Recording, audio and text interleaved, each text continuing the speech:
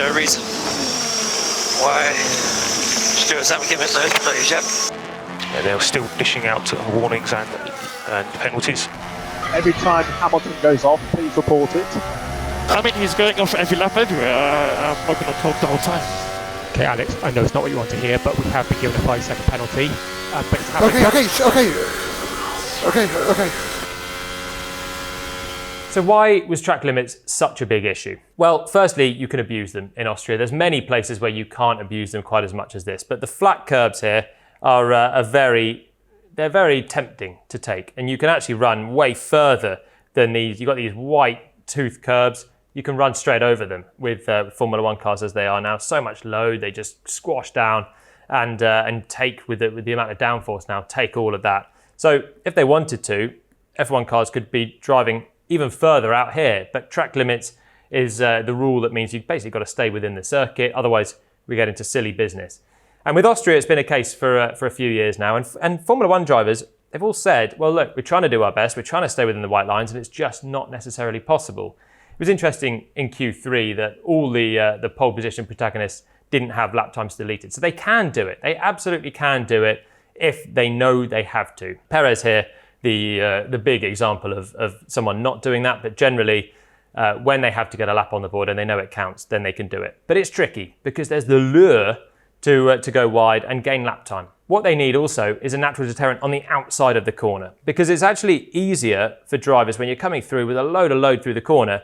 It's easier for them to judge where the track limits are on that side of it than waiting for your car to go over with 9/10 of the car and see that side of your car on the track limit. So there's an actual perception thing for the drivers where it's easier to judge the outside of it, where your car's on your outer tyre, than go over the track so much than judge where your inner tyre is going to come on.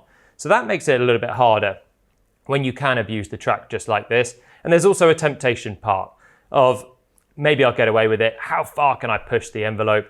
And they went over quite a lot, it turns out, in the Grand Prix. And this is where the race got very confusing. So already in the Grand Prix, we had many a penalty.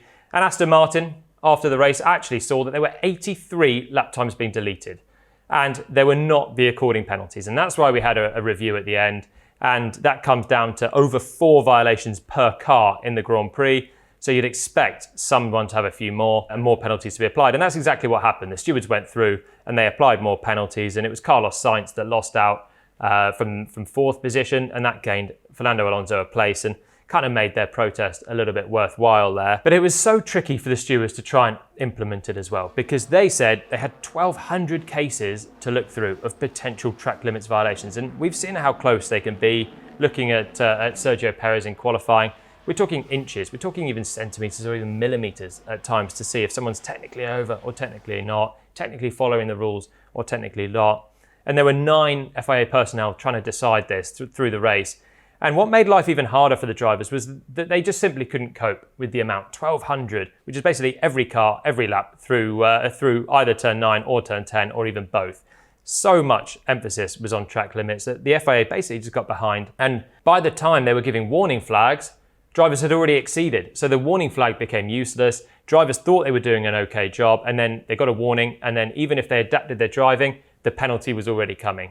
And that made the race look a little bit silly. And all of this is obviously not ideal for the sport. And it's tricky for the Austrian Grand Prix now. Last year, actually, it wasn't such a big issue, even though, again, Sergio Perez was the man to lose out in qualifying. This year, it's just being policed a little bit harder is the general consensus. Drivers were running off last year, getting away with it. They probably thought they could do the same again this year, especially when they were getting delayed warning flags. But this year, it's being policed harder, and that's why we had such a debacle with it. And it's not ideal. For an Austrian Grand Prix that's now got a contract extension on the calendar, things have got to be done to stop this happening again. Because whilst I'm sure if we had another Grand Prix at the Red Bull Ring tomorrow, we would have way fewer penalties. Now the drivers are more aware that they will just get pinged for every lap they're doing. They're not getting away with it. It's still tricky in the fight. When you've got a car right on your gearbox, the temptation to just try and go a little bit quicker through the final corner before the DRS zones, it's just too tricky subconsciously to stick safe within the lines, as we see in tracks like Zandvoort, Suzuka. We know they can do it, but without a physical deterrent, it's quite tricky. So what are the options? Option 1 is big curbs that's been mooted around. But actually, when I was racing at the Red Bull Ring, we had big curbs. They were painted yellow. They were pretty obvious. And you largely stayed off them because if you didn't, things like this happen. For Daniel Kvyat in qualifying, comes through turn 9, track limits corner, and off he goes into the wall. Let's have another look at what happened to the Toro Rosso back then. He swings it in, gets out wide onto the yellow curbs. They're just bumpy and abrasive. And okay, he's already over track limits, but you were allowed a bit more leeway at that point. There's been a recent clampdown. But because he's over those yellow curbs, this rear suspension actually breaks. There's so much going through it at high speed. And Kvyat's pitched into the wall. So big curves on the exit are a safety concern. And we've seen with junior categories as well, the sometimes cars being launched over sausage curbs, and it can actually be more harmful than just trying to police track limits. So the other option is potentially to put a gravel trap in, which is what the FIA have decided. I feel a little bit sorry for them. They must have had a miserable weekend trying to decipher what was a penalty and what wasn't.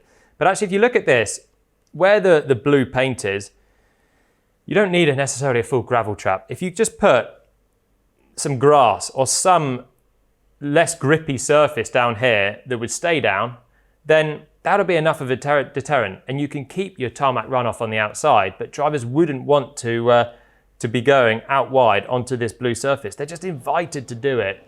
And they're not able to judge accurately enough the exact precision of their inside wheel.